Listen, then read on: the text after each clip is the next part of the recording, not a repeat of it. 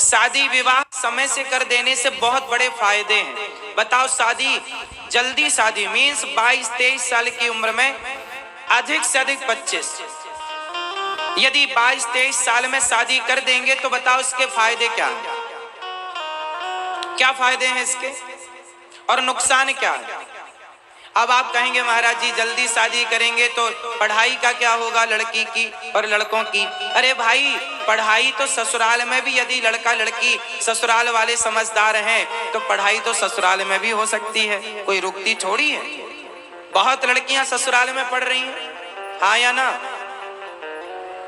जल्दी शादी करने के फायदे क्या हैं वो मैं आपको बताता हूँ। बात अच्छी लगे तो समझ लेना, नहीं लगे तो यहीं छोड़ के चले जाना, हम उठा लेंगे, है ना। जल्दी शादी करने से ये होता है कि बच्चे, लड़का लड़की किस उम्र में भटकते हैं ये बताओ? लड़के लड़कियों के भटकने की उम्र यही तो है 20 से 25 साल,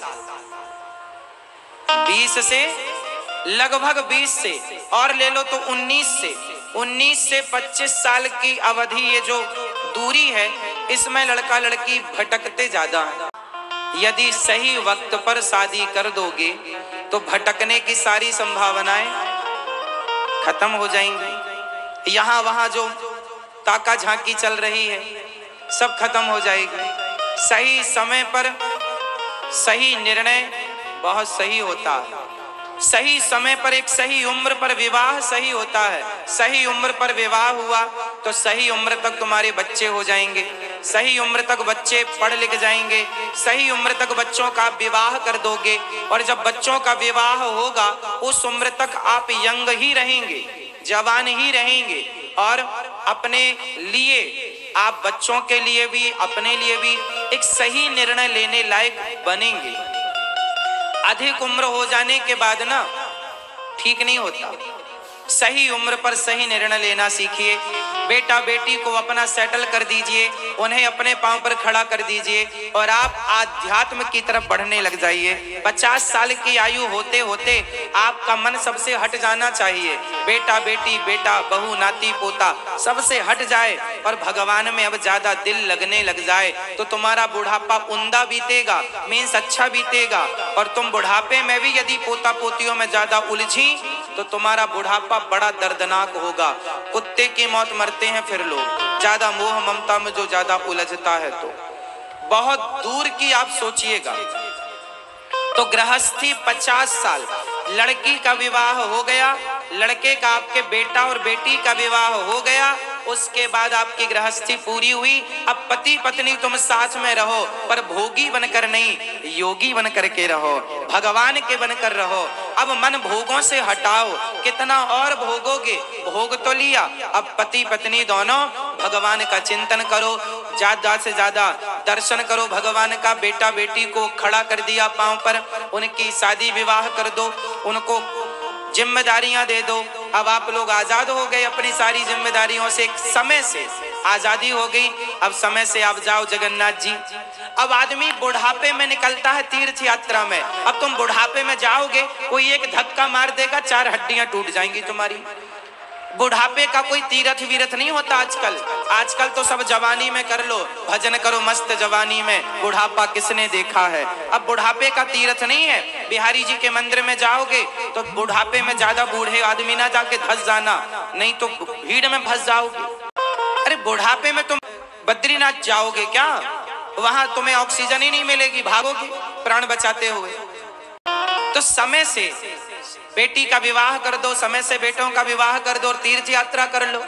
अब तुम 80 साल में घर से निकलते हो लाठी लेके, एक धक्का मारेगा तो 4 हड्डी टूटेगी, जुड़वाते रहना। फिर एक समय से एक सही परफेक्ट टाइमिंग होनी चाहिए, हाँ या ना।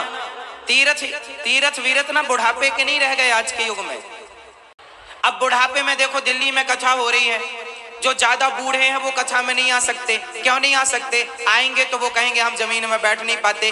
बड़े झंझट होते हैं बुढ़ापे में, कोई जमीन में नहीं बैठ पा रहा है, कोई ऐसे नहीं बैठ पा रहा है, कोई वैसे नहीं बैठ पा रहा है। इसलिए जब तक बढ़िया से बैठ रहे हो तब तक खूब कथाएं सुन लो, खूब आध्यात्म को धारण कर लो, चिंतन कर लो, तीर्थ कर लो। और जब बुढ़ापा आए तो फिर घर में रहना, फिर भगवान का चिंतन घर में बैठे बैठे करना।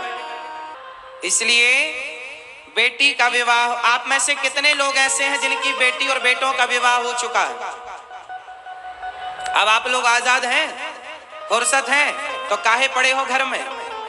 निकालो अपने मन को संसार से और 1 महीने जगन्नाथ जी रहो, 1 महीने वृंदावन रहो, 1 महीने द्वारिका रहो। हमारे देश में जितने भी तीर्थ स्थल हैं जाओ, जो पैसा तुमने इकट्ठा कर रखा है उस पैसे को लेकर जाओ और थोड़ा थोड़ा तीर्थों में जाकर भगवान का रोज दर्शन करो, रोज सत्संग करो, रोज जगन्नाथ जी का प्रसाद पाओ। सारी दौलत बच्चों को ना दे देना, थोड़ा सा बचा लेना, आधा बच्चों को दे दो, आधा अपने पास रखो कि अब इस पैसे से हम बुढ़ापे में तीर्थ यात्रा करेंगे, दर्शन करेंगे, दान पुण्य करेंगे।